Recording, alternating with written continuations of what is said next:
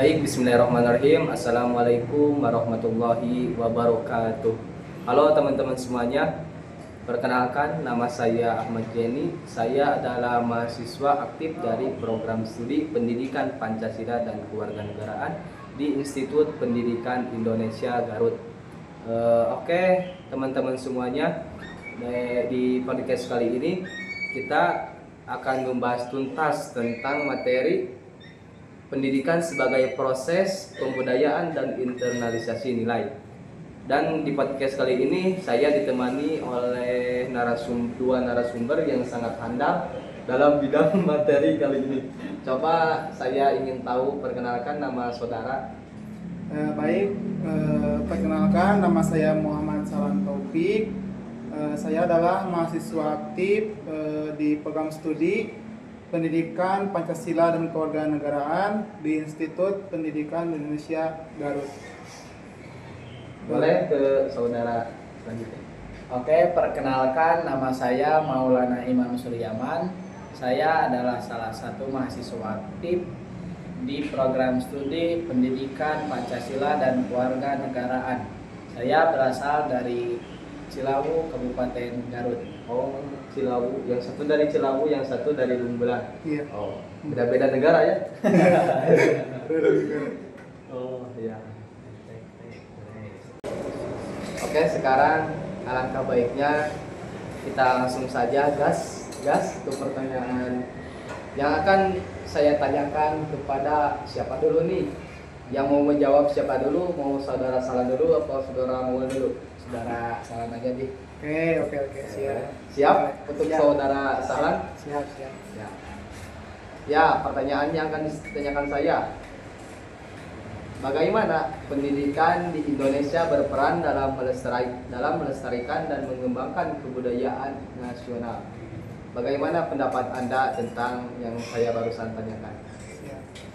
Izin menjawab, mungkin menurut saya peran pendidikan di Indonesia itu sebagai sentral ataupun inti dalam melestarikan atau mengembangkan budaya melalui kurikulum yang dimasukkan nilai-nilai kebudayaan seperti tradisi, lalu kayak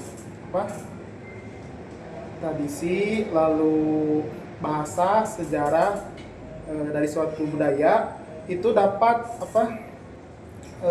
meningkatkan kecintaan generasi muda sehingga dapat melestarikan ataupun mengembangkan tradisi itu supaya tidak pupus ataupun tidak hilang. Sedikit seperti itu pendapat saya, karena selain itu juga pendidikan sangat berperan penting dalam mengembangkan suatu budaya, karena mau tidak dipungkiri itu sangat penting pendidikan itu. Mungkin sekian yang pendapat saya. Jadi menurut saudara Sahlan, pendidikan itu di Indonesia sangat penting bagi warga negara, apa gimana gitu?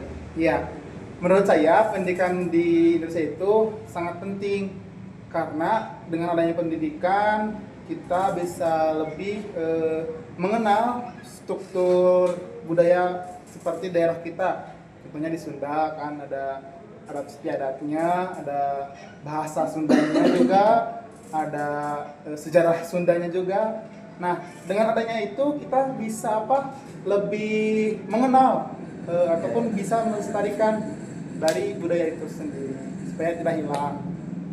Mungkin itu pentingnya pendidikan dalam melestarikan dan mengembangkan budaya. Ya, baik, tadi dari jawaban saudara Sahlan yang sudah menjawab ya tadi, saudara Sahlan, bagaimana perasaan Anda setelah menjawab pertanyaan dari saya? Luar biasa. Luar biasa. Oh, baik, terima kasih untuk saudara Sahlan atas jawabannya. Baik, langsung kita gaskin aja ya kepada pertanyaan kedua yang akan ditanyakan oleh saya dan akan dijawab oleh saudara Maul. Apakah Saudara Maulana sudah siap? Siap, Iya, Pak siap. Moderator. Siap. Oke, baik. Langsung saja kita ke pertanyaannya. Bagaimana pendapat Saudara Ma'ul? Bagaimana pendidikan dapat menanamkan nilai-nilai Pancasila sebagai landasan karakter bangsa? Baik, boleh dijawab oleh Saudara Ma'ul. Ya, izinkan saya menjawab. Ya, baik, siap. Menurut saya, pendidikan memiliki peran yang sangat krusial dalam menanamkan nilai-nilai Pancasila sebagai landasan karakter bangsa. Melalui pembelajaran di kelas, melalui kegiatan upacara bendera, dan siswa dilatih diajarkan untuk pengembangan diri. Siswa diajarkan juga untuk memahami nilai-nilai Pancasila, di mana nilai tersebut memiliki 5. Yang pertama ada nilai ketuhanan, nilai kemanusiaan, nilai kesatuan, nilai kerakyatan, dan juga nilai keadilan sosial. Namun, siswa juga perlu memiliki guru yang sangat baik untuk mewujudkan pendidikan yang bagus.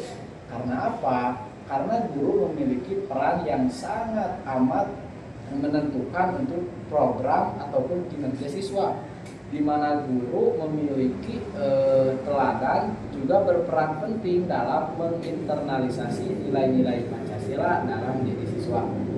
Mungkin untuk jawabannya menurut saya sekian. Apakah Jadi, ada yang ditanyakan lagi?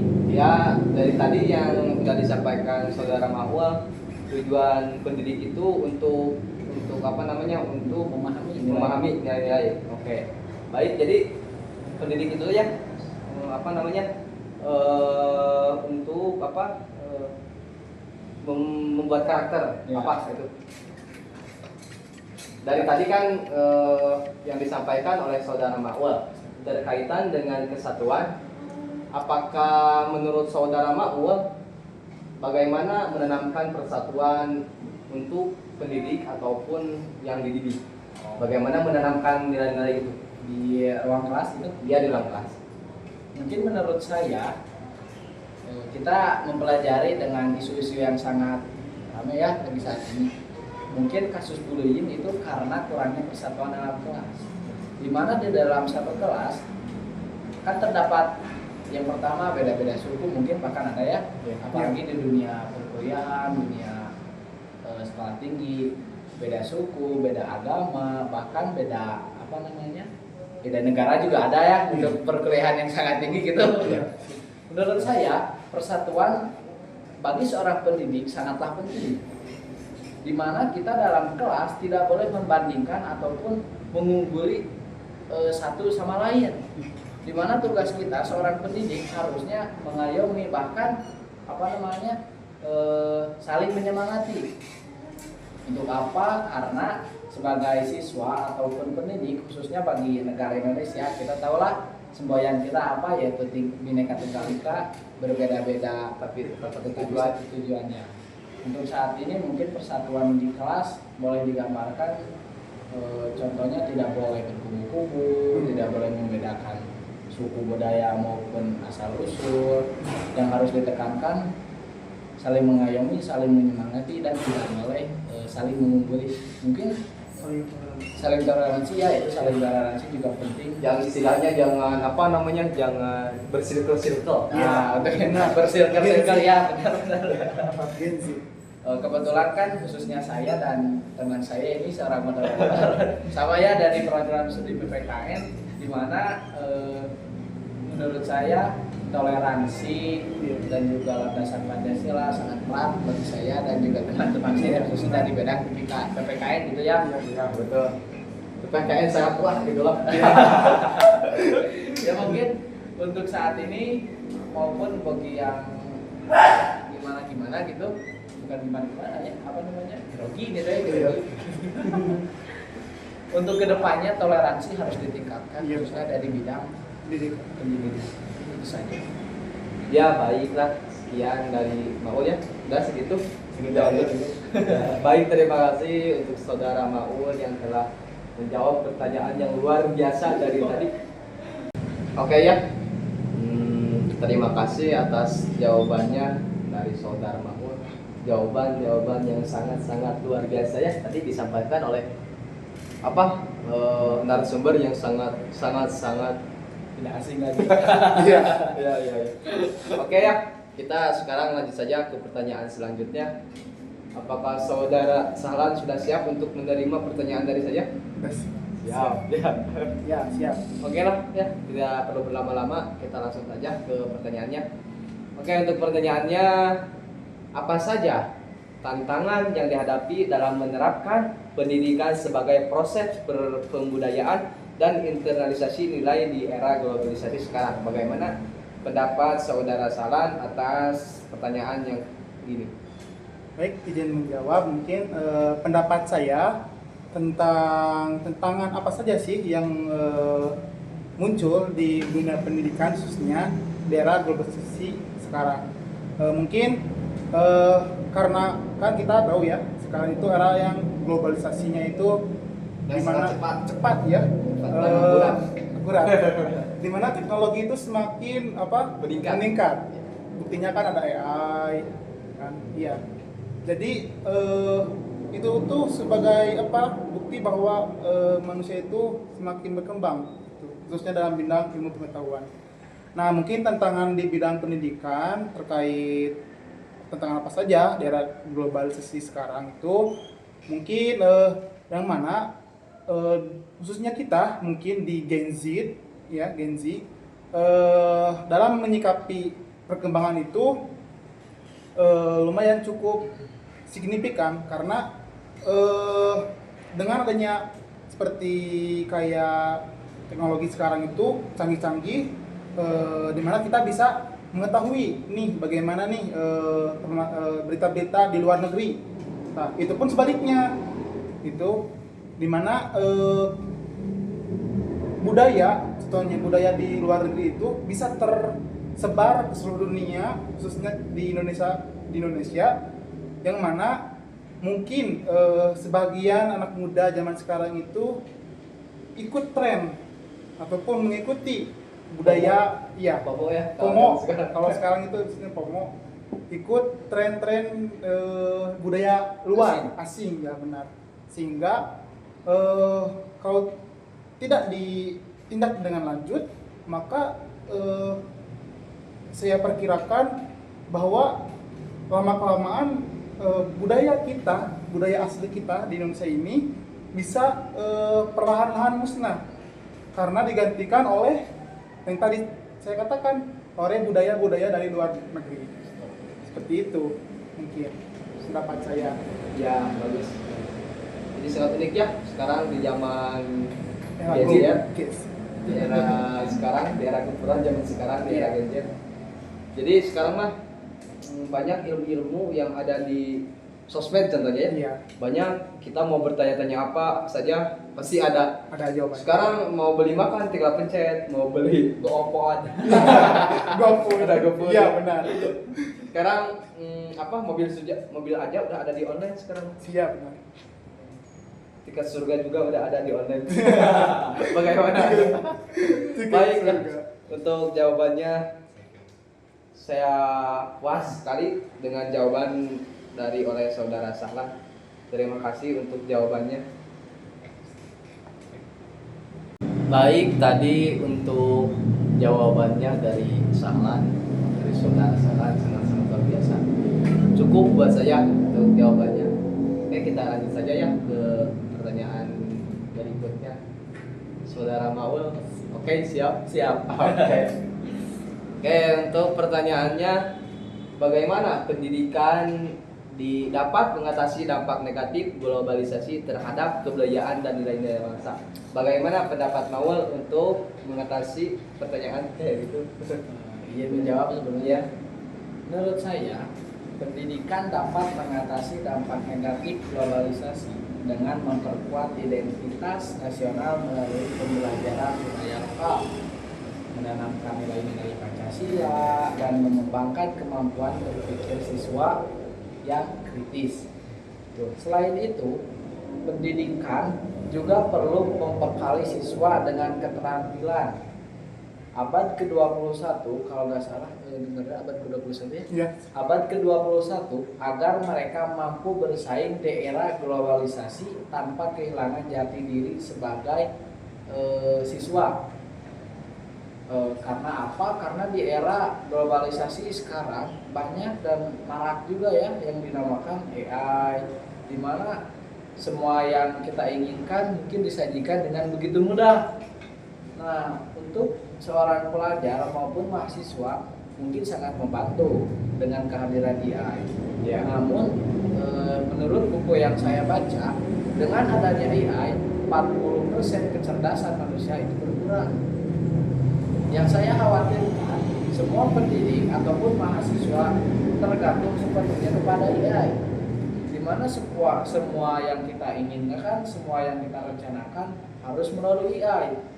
Itu menurut saya tidak terlalu efektif. AI bisa membantu kita mungkin hanya 40 bahkan 60% saja. Selebihnya kita berpikir, kita menemukan referensi yang bersumber dari pikiran kita. Mungkin gitu lah. Jadi jadi sekarang ya generasi Gen Z tadi maunya yang instan-instan aja ya. Iya. Ya mau instan saja. Menurut saya itu nggak mau terlalu ribet. efektif. mau Nggak ribet. perlu Jadi efektif. generasi yang sekarang itu kebanyakan tapi tidak semuanya. Iya. Jadi kebanyakannya yang mau sukses yang instan gitu ya. Nggak mau Tapi kan tergantung dengan proses kita masing-masing ya untuk menuju sukses itu. Gak bisa instan, harus menikmati proses dulu. Iya. Dan juga yang saya rasakan adanya AI juga berdampak pada adanya guru. Ya. Iya benar. Karena gimana ya? Menurut saya guru itu tidak bisa dihilangkan Betul. dalam dunia pendidikan gitu. Soalnya kan emang AI sangat membantu di bidang akademik saja. Namun dalam bidang moral dan karakter tidak bisa membantu kita sebagai mahasiswa. Iya benar. Maka kita perlu untuk kedepannya jika saudara Sahlan maupun saya menjadi guru tidak bisa dihilangkan oleh AI. Mungkin itu saja sih. Baik untuk jawabannya sangat memuaskan ya dari saudara Mawar. Oke, kita langsung ke pertanyaan selanjutnya. Oke, siap. Ini udah pernah ngantuk pada guysnya? Belum kopi dulu ya. Dulu, Oke. siap. Untuk pertanyaan selanjutnya, saudara Salan ya, saya mau bertanya terkait dengan bagaimana peran keluarga dan masyarakat dalam mendukung pendidikan sebagai proses pembudayaan dan internalisasi nilai. Jadi bagaimana peran masyarakat dan keluarga untuk menjunjung tinggi pendidikan lah. Siap. Baik, izin menjawab. Mungkin pendapat saya mungkin peran keluarga dan masyarakat itu sangat penting dalam menjunjung ataupun dalam menanamkan nilai kebangsaan pada diri anak itu sendiri. Contohnya gini, dalam keluarga kita itu sebagai mungkin orang tua harus menciptakan suatu lingkungan yang dalam keluarga itu memang harmonis dan nyaman buat si anak tersebut, yang mana itu dapat meningkatkan ataupun bisalah kita juga bisa menanamkan juga nilai-nilai budaya kita dalam lingkungan tersebut. Jadi dalam keluarga itu harus harmonis lah menurut saya. Baik itu pun di masyarakat. Jadi di lingkungan masyarakat juga itu sangat penting, karena mau tidak dipungkiri bahwa anak itu juga sangat aktif di kalangan masyarakat dalam dunia pendidikan juga. Karena masyarakat juga berperan aktif dalam menjaga lingkungan masyarakat tersebut supaya kondusif, supaya si anak-anak itu bisa merasa nyaman dan tidak terbebani lah intinya, supaya kan juga bisa kan kita itu masyarakat menanamkan gotong royong bersama, itu kan nilai persatuan. Gotong royong bersama juga mungkin mengenalkan juga kepada anak-anak kita tentang budaya kita contohnya kan kayak Sunda, gitu. Betawi juga bisa kan, kepada anak kita dikenalkan kulturnya bagaimana gitu dalam masyarakat. Mungkin itu menurut saya. Jadi peran masyarakat sama sama keluarga itu sangat penting banget untuk menjunjung tinggi pendidikan. Iya benar, sangat penting sekali, karena mau tidak dipungkiri juga itu, karena anak itu kan tidak selamanya di lingkungan sekolah kan, ada juga waktunya pulang ke keluarga dan ke masyarakat. Ya, itu juga sangat penting menurut saya dalam perkembangan mental si anak, dalam perkembangan budaya bisa juga. Baik. Oke, tadi jawaban dari Saudara Sahlan sangat-sangat kurang, sangat jelas, bisa saya pahami. Oke, kita lanjut saja ke pertanyaan selanjutnya oleh Saudara Maul. Ini pertanyaannya, jadi menurut pandangan Maul, bagaimana pendidikan dapat meningkatkan rasa cinta tanah air dan semangat nasionalisme pada generasi muda? Jadi bagaimana pendapat atau pandangan Maul terhadap generasi muda sekarang? Baik, pendidikan dapat meningkatkan rasa cinta tanah air dan semangat nasionalisme melalui pembelajaran seperti sejarah perjuangan bangsa, kunjungan ke tempat-tempat bersejarah, dan kegiatan-kegiatan yang menumbuhkan rasa bangga sebagai bangsa Indonesia. Selain itu, pendidikan juga perlu menanamkan nilai-nilai persatuan, toleransi, dan gotong royong agar generasi muda memiliki rasa terhadap bangsa Indonesia dan negara kesatuan Republik Indonesia tentunya. Mungkin menurut saya segitu yang dapat meningkatkan rasa nasionalis di dalam jati diri generasi muda. Jadi nasionalisme teh harus semangat ya, sama generasi muda teh harus ditingkatkan. Iya. Ya, yang saya rasakan gitu, termasuk saya kan generasi muda ya, sama kalian kan semua. Iya. Emang untuk meningkatkan rasa nasionalis yang saya rasakan, pertama sering membaca sejarah pejuang-pejuang yang telah mendahului kita, terus mengunjungi tempat-tempat yang bersifatnya bersejarah dan sangat penting bagi kalangan-kalangan muda yang tidak tahu bahwa Indonesia itu dulu seperti apa, perjuangan pahlawan itu dulu seperti apa untuk memerdekakan Indonesia. Jadi kita itu harus mengenang sejarah-sejarah sama perjuangan-perjuangan mereka ya. Iya. Mungkin segitu. Ya, baik, terima kasih untuk jawabannya dari Saudara Maul. Oke, kita lanjut saja ke yang berikutnya. Oke, baik ya. Tadi jawaban dari saudara-saudara Maul sangat ampuh dan sangat akurat, bisa dipahami oleh saya juga. Oke, baik ya. Sekarang kita akan lanjut ke pertanyaan selanjutnya. Oke, Saudara Sahlan, saya mau bertanya terkaitan tentang ini. Bagaimana pendidikan dapat mengembangkan karakter siswa agar memiliki integritas, kejujuran, dan rasa tanggung jawab? Jadi bagaimana pendapat Sahlan untuk pertanyaan itu?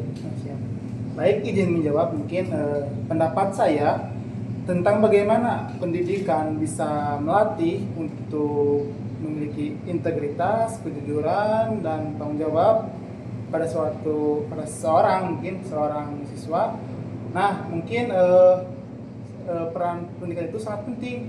Contohnya di sekolah kita bisa mengadakan kegiatan ekstrakurikuler seperti kegiatan kepemimpinan leadership, melatih supaya murid itu bisa memiliki jiwa kepemimpinan dan memiliki tanggung jawab tinggi. Nah, itu juga bisa di dalam kegiatan ekstrakurikuler mungkin. Nah, lalu ada kegiatan contohnya seperti materi, iya, ada pramuka juga ya. Pramuka juga ada di sekolah-sekolah pemeran. Itu juga melatih nilai-nilai integritas kita sebagai siswa, melatih kejujuran, mungkin melatih kedisiplinan, bisa. Itu juga masuk. Mungkin itu dari peran pendidikan dalam meningkatkan dan mengembangkan integritas siswa dalam melatih sikap-sikapnya, karakternya sendiri. Ya, sangat penting juga menurut saya dengan adanya kegiatan ekstrakurikuler itu sendiri oleh sekolah itu, gitu. Jadi intinya ya kita harus berani berbuat, berani bertanggung jawab ya. Iya. Gitu. Gitu, benar. Dalam organisasi itu kan diajarkan begitu, Ya. untuk melatih bertanggung jawab. Disiplin, bertanggung jawab. Iya. Memimpin kan, memimpin suatu organisasi. Di sekolah itu juga ada. Kayak OSIS kan, sama. Iya. Di OSIS, iya. Oke, baik. Cukuplah untuk jawaban dari saudara Salan. Oke, baik, tadi dari jawaban saudara Salan sangat-sangat akurat, jelas, dan bisa berpikir secara logika. Dapat dipahami, berpikir secara logika. Iya. Biar aku saja. Ya, Aduh. Oke ya, kita lanjut saja ke pertanyaan terakhir dari saya mungkin ya. Oke, siap untuk pertanyaannya. Bagaimana menurut saudara Maul, pendidikan dapat mempersiapkan generasi muda untuk menjadi pemimpin bangsa yang berkarakter dan berwawasan kebangsaan? Menurut pandangan saudara Maul gimana? Sebelumnya untuk jawabannya mungkin sama seperti saudara Salan ya. Ya. Untuk menciptakan generasi muda, menciptakan pemimpin Iya. di dalam jati diri generasi muda.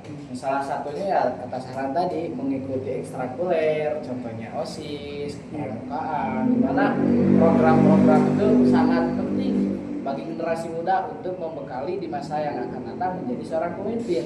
Di mana kita yang sering ketahui gitu, di dalam dunia pramuka terlatih jiwa kedisiplinan. Iya. Di dalam dunia OSIS terlatih jiwa leadership. Dan juga ingin menambahkan sedikit ya, untuk menjadi pemimpin di generasi muda, kita tidak boleh melupakan tentang ilmu hukum, ilmu politik, di mana ilmu-ilmu tersebut sangatlah penting Iya. bagi generasi muda untuk menciptakan pemimpin di masa yang akan datang. Kita sebagai mahasiswa ataupun masih pelajar sangatlah penting membekali diri kita tentang ilmu-ilmu hukum. Mungkin menurut saya seperti itu. Karena jawaban yang saya lontarkan menurut saya sama seperti saudara Sahat, di mana kita sudah mendengar ya gimana moderator yang satu ini sangatlah jelas mungkin seperti itulah. Oh ya. Jawabannya tidak. Jadi tadi untuk jawabannya tidak jauh beda ya, Tidak jauh dari beda. saudara Salan. Untuk pertanyaan yang kayak apa seperti macam kita akan menciptakan generasi muda yang sangat bagaimana gitu lah gitu. Iya, benar. Oke ya. Oke ya, tadi dari jawaban-jawaban dari dua narasumber yang sangat unggul dan sangat ampuh ini dan sangat suhu. Oke, baik.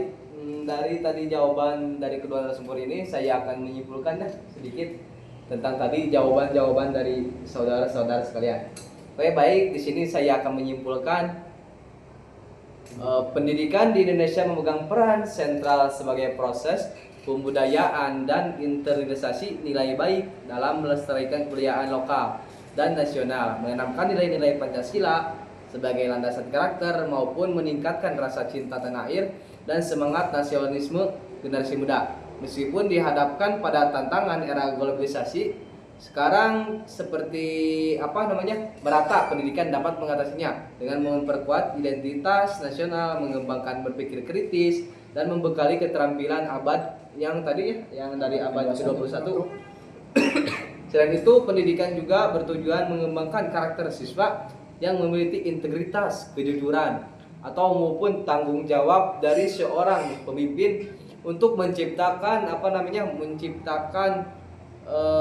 mengkader lah, kalau bahasa organisasi itu mengkader, Iya. ya mengkader untuk mempersiapkan diri untuk menjadi pemimpin begitu di masa yang akan datang.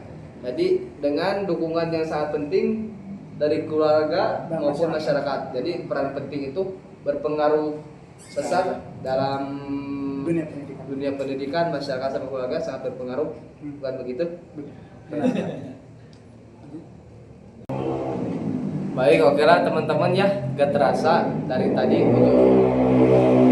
awal podcast sampai sekarang akhir podcast gak terasa. Cukup puas banget untuk jawaban-jawaban yang sangat luar biasa dari para narasumber. Oke, sekarang kita tutup aja ya podcast ini. Oke, untuk mungkin dari para narasumber bisa memberikan pesan dan kesannya. Baik untuk pesan dari saudara Maul untuk para mahasiswa ataupun untuk para pendidik, bagaimana untuk kedepannya gitu. Jadi pesan jadi pesan dari saudara Maul gimana gitu? Mungkin pesan dari saya cukup sedikit ya. Langkah kecil yang kita mulai bisa menentukan kita di masa yang akan datang. Oleh karena itu kita sebagai mahasiswa maupun pendidik jangan lupa memaksimalkan waktu yang saat ini kita kerjakan. Oke. Pesan yang sangat luar biasa. Sedikit pendek tapi maknanya dalam, begitu teman-teman, dari pesan dari saudara Maul. Oke, baik, sekarang kita lanjut pesan dari saudara Sahlan untuk para pendidik atau mahasiswa yang akan menonton. Ya, mungkin izin jawab. Pesan saya bagi para mahasiswa dan para pendidikan di era sekarang, mungkin pesan saya itu satu, simpel. Meskipun kita ini hidup di zaman yang serba canggih, tapi saya titip moralitas kita tidak boleh hancur gara-gara teknologi. Jadi secanggih apapun teknologi, tetap moral itu harus diutamakan. Mungkin itu saja. Sekian, baik teman-teman sekalian, sekian dari kami. Mohon maaf bila ada kesalahan, pasti banyak kesalahan. Mohon maaf dari kita semua kalau ada kekurangan, karena kita itu masih belajar, Iya. belum banyak paham. Jadi untuk video kali ini dicukupkan sekian. Wabillahi taufik wal hidayah. Wassalamualaikum warahmatullahi wabarakatuh.